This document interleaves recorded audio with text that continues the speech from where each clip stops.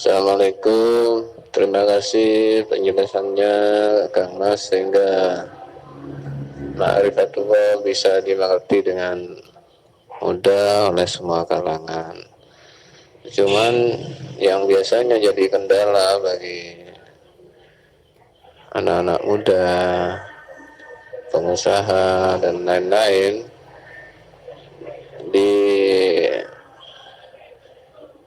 diyakini yang salah bahwa belajar makrifat itu bisa menjauhkan, dijauhi oleh dunia dan kenikmatan-kenikmatan duniawi lainnya. Padahal kita tahu para nabi yang ahli makrifat seperti Nabi Sulaiman itu kaya, para sahabat Abdurrahman bin Auf itu juga kaya, juga Syekh Ibnul Arabi yang tokoh Ma'rifat Wahdatul Wujud juga kaya. Syekh Abdul Aban Azazili itu juga kaya, bahkan raja. Juga Syekh Sunan Kalijogo juga kaya. Jadi mohon penjelasannya Kang Mas, agar tidak salah faham bahwa ma'rifatullah itu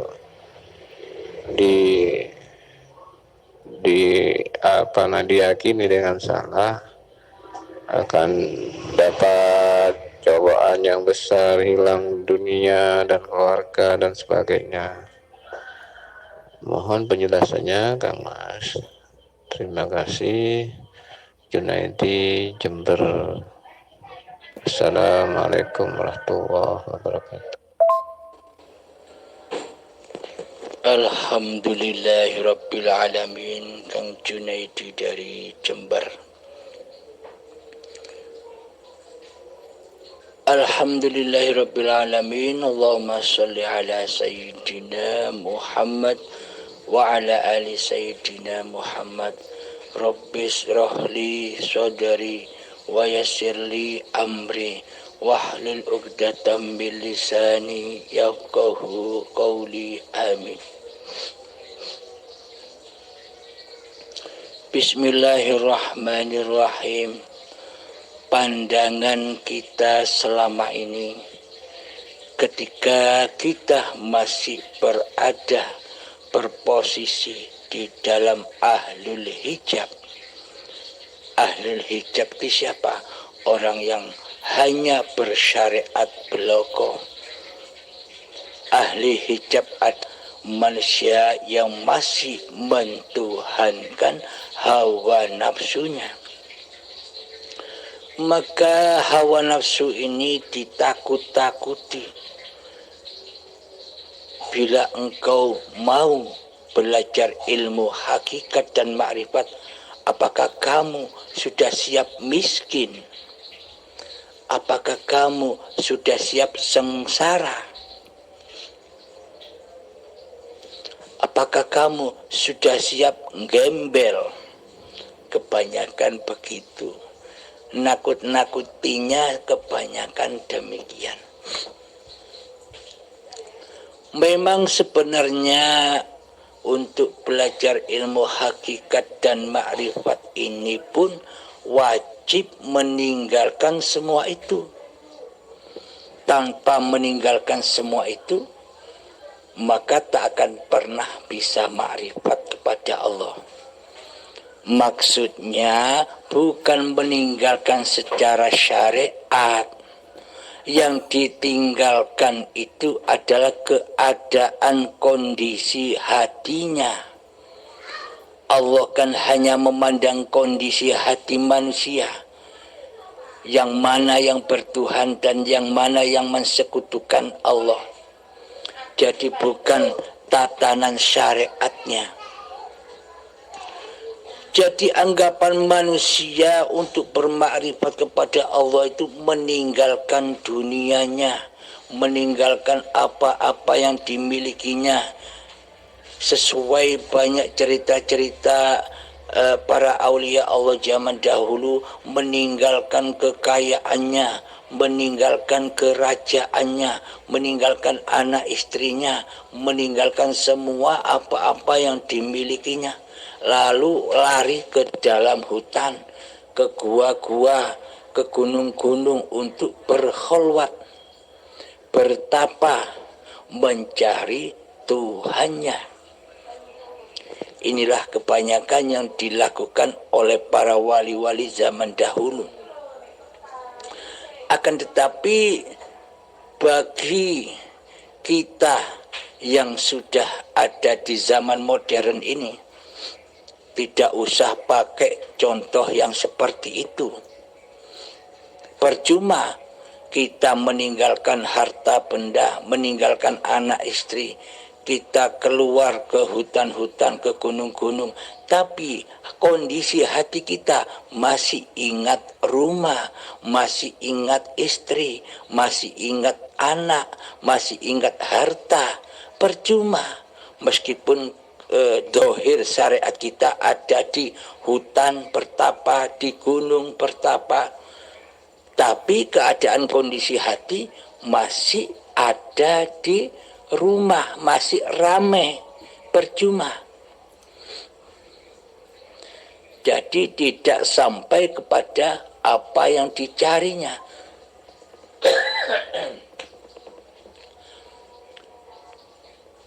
Yang paling enak, yang paling cocok untuk masa kini, bagaimana cara menjadi walinya Allah, ya kita tetap dengan keberadaan kita selama ini. Kita tetap berkumpul dengan apa-apa yang kita cintai selama istri, harta, dan kita tetap melakukan apa-apa yang kita lakukan selama ini, syariat-syariat agama kita ya lakukan saja. Akan tetapi yang dirubah adalah kondisi hatinya, sepinya hatinya dari makhluk. Meskipun kita kumpul, meskipun keberadaan badan-badan ini di tempat keramaian, tapi hati kita sunyi. Kondisi hati kita sepi, malam dari makhluk. Yang ada hanya hidup ini Allah yang memerankan badan dan yang memerankan apa-apa yang ada di luar badan. Jadi apapun keadaan atau tingkah laku anak, istri, dan apapun yang kita miliki sudah menjadi miliknya Allah. Karena karena di dalam hati sudah Allah nyala yang nyata, maka sudah tidak memandang makhluk lagi. Secara syariat masih memandang anak dan istri atau hartanya secara syariat, tapi secara hakikatnya hati sudah bisa menerobos siapa di balik istri, siapa di balik anak, siapa di balik harta benda itu. Kan yang ada hanya Allah. Tanpa adanya Allah, tanpa adanya hidup, apakah kita bisa menyaksikan istri atau suami dan anak dan harta benda kita? Tanpa adanya hidup, tanpa adanya Allah. Karena adanya Allah lah, maka nyatalah apa-apa yang diciptakannya berupa anak, istri, suami, harta benda yang ada di sekitar kita. Jadi pada intinya hati sudah tidak mengaku-ngakui lagi bahwa semua itu milik manusianya. Karena hatinya sudah lillahi ta'ala, sudah hancur lebur kekuasaan diri manusianya, mana mungkin manusia itu masih ngaku-ngaku bahwa apa yang ada di sekitarnya itu sebagai miliknya. Semua ini hanyalah peran bagi diri manusianya. Perannya masing-masing. Tapi yang memerankan ahad jua, hiduplah yang memerankan. Bagi hamba-hamba yang sudah bermakrifat kepada Allah, tapi jangan lupa, jangan salah tafsir, yang makrifat itu bukan manusianya. Bagaimana mungkin manusia bisa bermakrifat, sedangkan hakikat diri sejati manusianya itu tak ada, tak hidup, tak nyata. Bagaimana mungkin bisa bermakrifat kepada Allah? Kecuali Allah sendirilah yang bermakrifat kepada zatnya sendiri. Hiduplah yang mengetahui dan yang mengenal hidup. Tanpa hidup maka tak akan mengenal hidup. Dengan hiduplah maka mengenal hidup. Untuk mengenal Allah bukan dengan manusianya.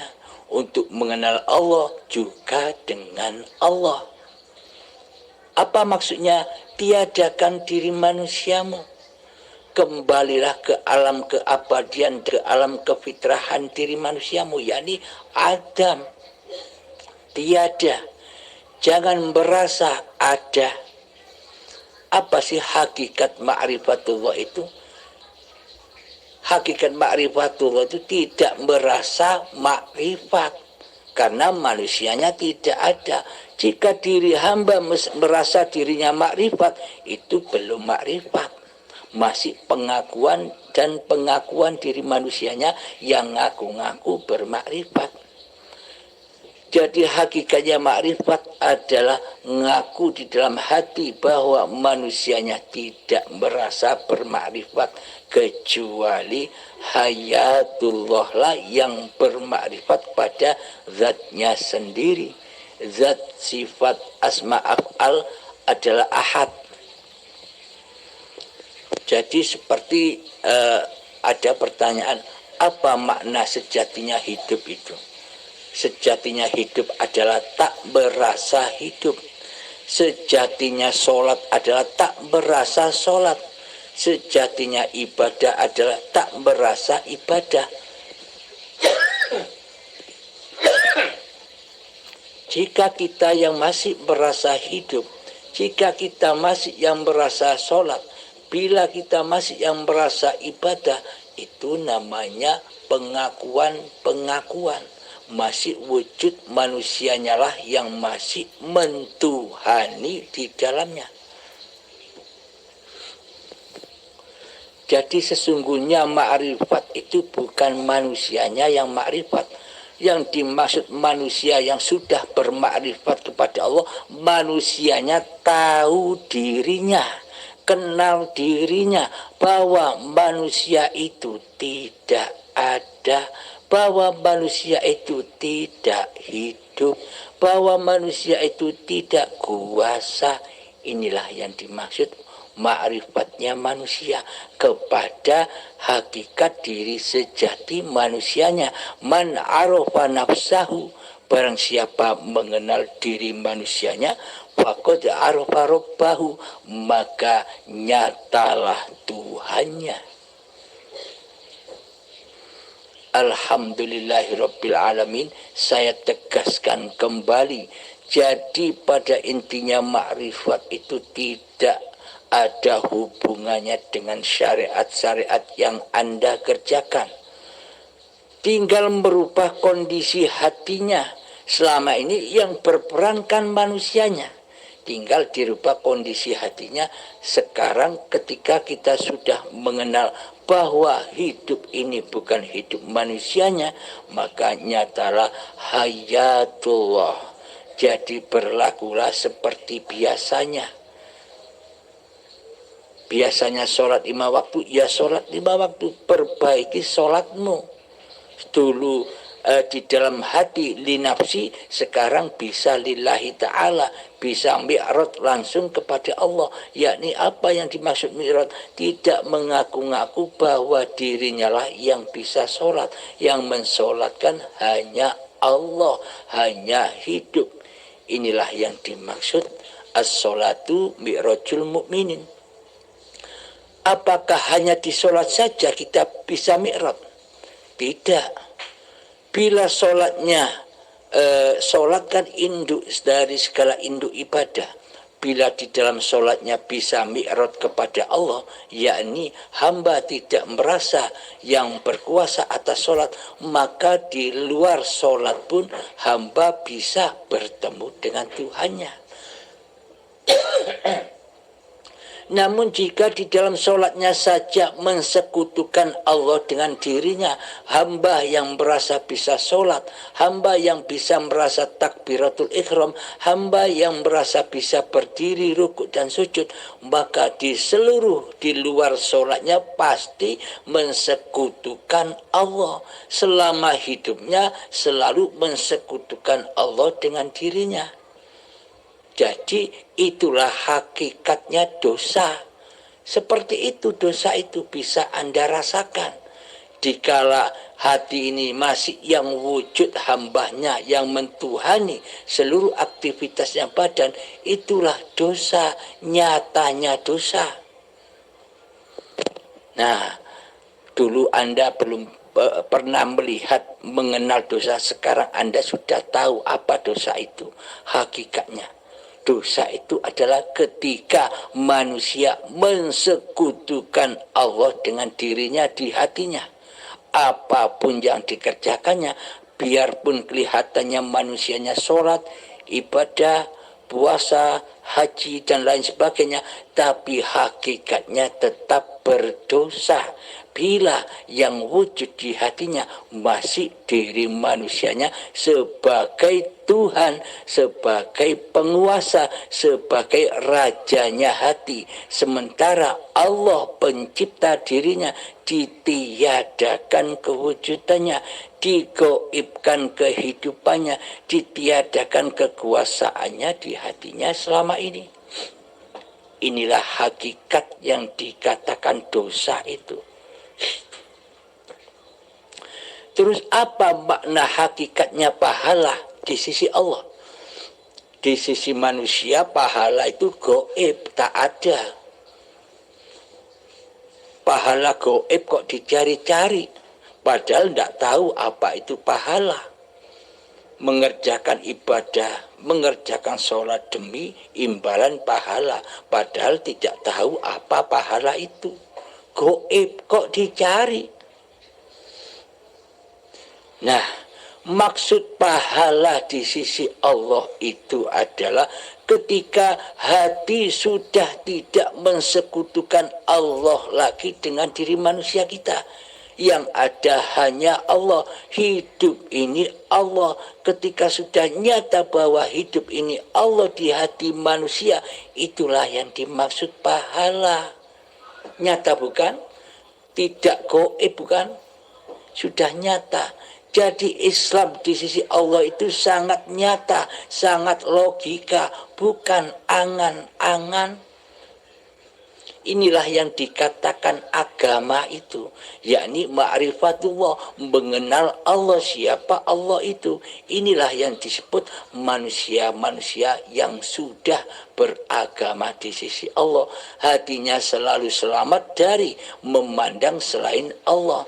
Jadi yang dipandang, yang disaksikan hanyalah Allah di hatinya.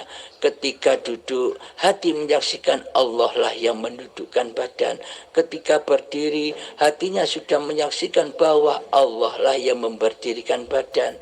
Dulu kan nama kita yang kita sebut. Halim yang duduk, Halim yang berdiri, Halim yang berjalan, Halim yang sholat, Halim yang beribadah, semuanya serba nama manusianya. Karena manusia masih mensekutukan Allah dengan Tuhannya. Inilah yang dimaksud hakikat pahala di sisi Allah itu. Yakni hati sudah taubat dari mensekutukan Allah dengan dirinya. Hati sudah taubat bahwa hidup ini Allah, bukan hidup manusianya. Karena manusia tak punya hidup. Logikanya begini. Anda sholat, Anda beribadah. Katakanlah Anda dengan hasil sholat dan ibadah Anda itu, Anda dibayar dengan 10 juta. 10 juta Anda mau menebus pahala berupa saya punya sepeda motor di rumah saya seharga 10 juta. Anda mau membeli sepeda motor saya ini, ibarat sepeda motor saya ini adalah pahala. Ketika Anda datang ke rumah membawa amal ibadah Anda, membawa uang 10 juta, mau nebus pahala atau nebus sepeda motor saya. Ketika saya tidak ada di rumah, apakah Anda bisa bawa pulang motor itu tanpa Anda ketemu dengan saya sebagai pemilik motor, sebagai pemilik pahala? Kan tidak mungkin Anda bisa membawa pulang motor itu, atau Anda akan mendapatkan pahala sebelum Anda bertemu dengan si pemilik pahala, sebelum Anda bertemu dengan uripe Allah. Karena uripe Allah itulah hakikatnya pahala. Bila sudah nyata bahwa hidup ini Allah, itulah yang dimaksud pahala. Apapun yang terjadi atas amalnya badan ini, semuanya akan masuk di dalam amal yang soleh. Karena yang terjadi amal itu karena af'alullah, bukan af'al manusianya. Bila yang terjadi dalam kondisi hati bahwa ini af'alku sendiri, af'al manusianya, itulah dosa. Tapi bila af'alullah, inilah kekuasaan Allah. Allah lah yang beraf'al di setiap gerak-geriknya badan. Inilah yang dimaksud pahala di sisi Allah. Pada intinya dosa itu adalah ketika kondisi hati mensekutukan Allah dengan diri manusia kita. Itulah dosa. Sedangkan pahala, hakikat pahala adalah ketika hati sudah taubat dari mensekutukan Allah dengan diri kita, sudah dipersembahkan lagi kepada bahwa hidup ini Allah, hambanya sudah Adam, yang ada hanya Allah. Inilah yang dimaksud pahala di sisi Allah. Alhamdulillahirabbil alamin. Semoga kita semua selalu diberi petunjuk jalan yang lurus oleh Allah Subhanahu wa taala, sehingga hati kita selalu terkondisi tetap menyatakan di dalam keadaan apapun bahwa hidup ini Allah. Ini babakan hati, simpan di hati kita. Bila sudah paham, jangan coba-coba keluarkan dari luarnya hati. Karena bila Anda keluarkan pemahaman Anda akan menjadi fitnah. Maka manusia lain akan menyebut Anda orang yang murtad, orang yang sesat. Bila Anda keluarkan permata-permata ini, tetapkanlah permata-permata ini ada di dalam hati kita. Alhamdulillahirabbil alamin. Assalamualaikum warahmatullahi wabarakatuh. Terima kasih Kang Abdul Halim penjelasannya bahwa orang-orang yang belajar ilmu hakikat dan makrifat tidak harus meninggalkan pekerjaannya, hartanya, anak istrinya. Itu sesuai dengan tuntunan para nabi, tuntunan Rasulullah, di mana Nabi Sulaiman itu juga kaya raya dan raja, tapi di hatinya betul tidak tergantung kepada harta dan kekuasaannya.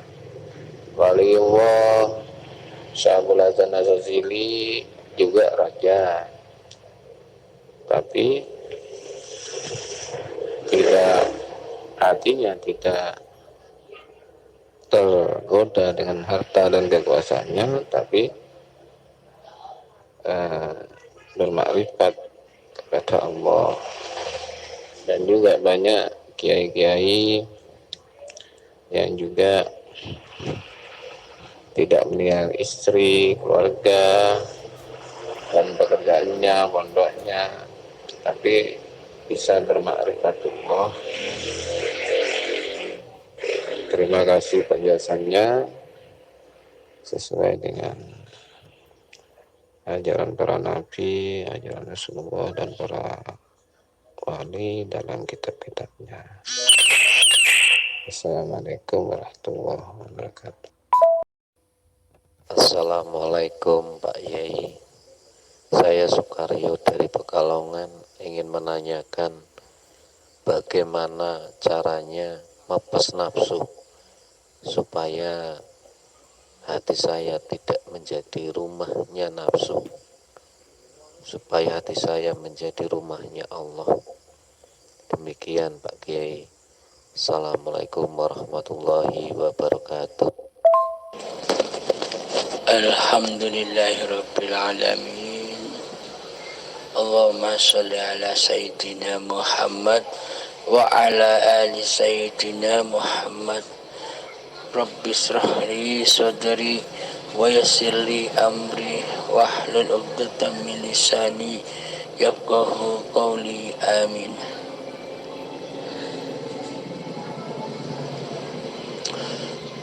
Untuk mepes nafsu, untuk ngepres hawa nafsu agar tidak mentuhani di dalam kehidupan dan badan ini memang amatlah sulit. Jadi mohon pertolonganlah kepada Allah yang mencipta hawa nafsu.